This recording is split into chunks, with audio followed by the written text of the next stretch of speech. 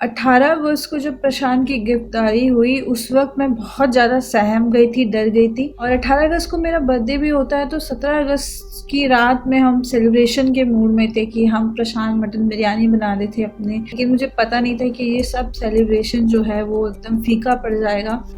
Recording हो रही है जरा। Happy Happy birthday to you. Happy birthday, dear Nisha. Happy birthday to you.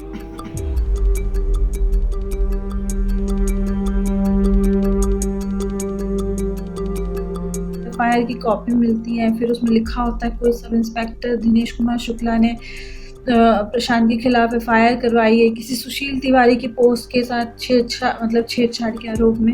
लेकिन जब हम खोजते हैं तो हमें पता चलता है कि प्रशांत ने वो ट्वीट डिलीट कर दिया था।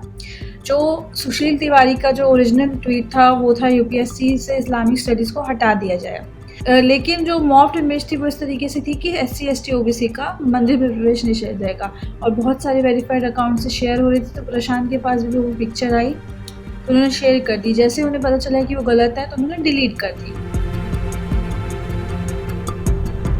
फेक न्यूज़ के दौर में रहते हैं तो हमारे पास बहुत सारा कंटेंट ऐसा आता है कि हमसे गलती से वो फेक न्यूज़ शेयर हो जाती है। इसका मतलब ये नहीं ना कि 50 दिन से ज़्यादा उन्हें जेल में हो जाए। और उन पर कोई कार्रवाई क्यों नहीं हुई जो इतने दिनों से वेरीफाइड अकाउंट से शेयर हो रही थी, और जिसने ये ओरिजिनल इमेज बनाई थी कि SC ST OBC का प्रवेश निषेध रहेगा, उसके खिलाफ एफआईआर क्यों नहीं हुई। और जो सुशील तिवारी है जो अभी भी उस तरीके के वीडियोस बना रहे हैं इस्लामोफोबिक से लेकर कास्टिस्ट, ममता बनर्जी को वो डायन बोल देते हैं। प्रशांत कनौजिया को इसलिए कार्रवाई हुई है उस पर क्योंकि प्रशांत बहुत सारे वोकली उन्होंने हर विषय पर अपनी बात रखी है, चाहे कश्मीर का इशू हो, चाहे अगर कोई हिंसा होती है एक दलित के साथ, एक महिला के साथ, चाहे अगर किसी मुसलमान की लिंचिंग होती है उस पर भी प्रशांत अपनी राय रखते हैं। बराबरी चाहते हैं समाज में, कास्ट सिस्टम को ख़त्म करना चाहते हैं। तो ये सब जो प्रशांत वोकली बोलते हैं उस वोकल बोलने का उनको दंड मिला है।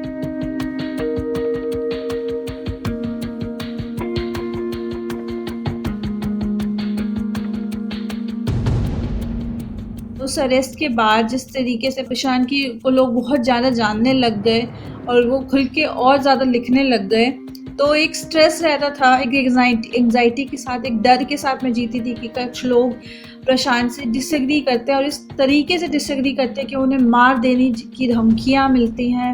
ट्विटर से लेकर फेसबुक, इंस्टाग्राम, मेरे तक भी वो पहुंच गए। मुझे रेप थ्रेट्स देने लग गए, मुझे कास्टिस्ट गालियाँ देने लग गए, प्रशांत को अलग से गालियाँ देते थे। और मतलब इतनी भयंकर ट्रोलिंग हुई कि जो अगर हम कोई ऐसी फ़ोटो भी डाल देते थे ट्विटर या फेसबुक पे या कहीं पर भी, तो इस तरीके से गंदी गंदी गालियाँ मिलती थी।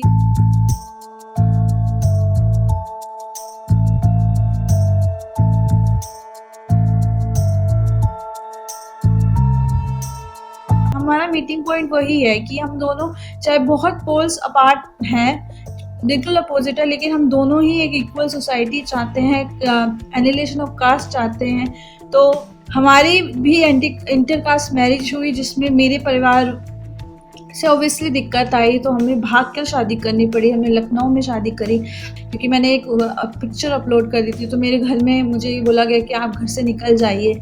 इन सब चीज़ों से ओवरकम इस तरीके से कर पाती हूँ कि प्रशांत जो मुझे हिम्मत देते हैं, उनका प्यार, उनका विश्वास, उनका मेरे लिए केयर मुझे हिम्मत देती है कि मैं उनके लिए लड़ सकूँ। और मेरी एक लास्ट अपील सब लोगों से है कि आज प्रशांत है, कल वो भी हो सकते हैं। ये सरकार जिस तरीके से अरेस्ट को नॉर्मलाइज कर रही है वो अब हमें नहीं होने देना। उनके पास इतनी जिम्मेदारी है कि वो उस चीज़ को शेयर किए लेकिन डिलीट किए। उनको पता है कि क्या सही है और क्या गलत है। प्रशांत को जो सज़ा मिल रही है वो उनके बोलने की सज़ा मिल रही है। ये डिसेंट की आवाज़ को बिल्कुल बहुत बुरी तरीके से सप्रेस करने की कोशिश की जा रही है कि आप बोलना बंद कर दीजिए। परिवार को आप इस कदर डराइए कि वो बोलना बंद कर दें।